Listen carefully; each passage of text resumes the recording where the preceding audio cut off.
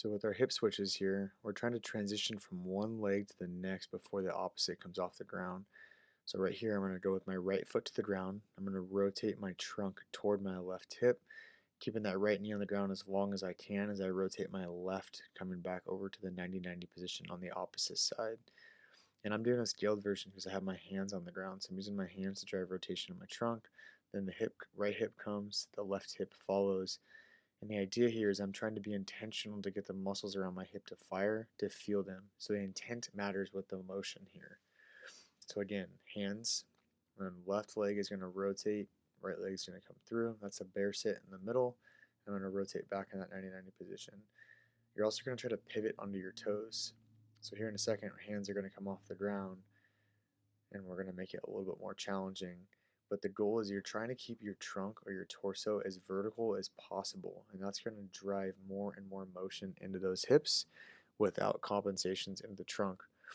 As the hands come off the ground, typically we see more and more compensations that happen. So you can scale this by putting like yoga blocks or something under your hands to give you some more range of motion.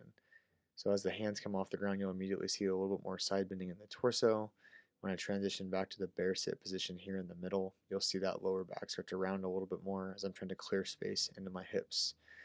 Much more challenging to have the hands off the ground versus having the hands on the ground.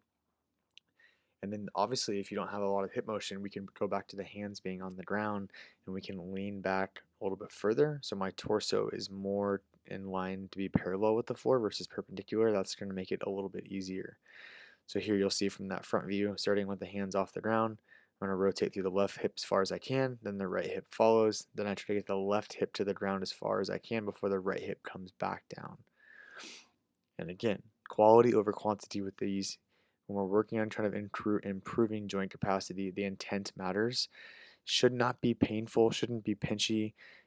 If you're getting some cramping, try to scale off on the muscle recruitment, meaning don't squeeze as hard, and you should reduce some cramping, or you might need to scale it to like a hands version or getting your trunk more parallel to the floor, and that'll help reduce some of the demand and thus lowering the intensity of the movement. So quality over quantity, scale and progress as needed, and that's all going to be dictated by your hips capacity and your motor control.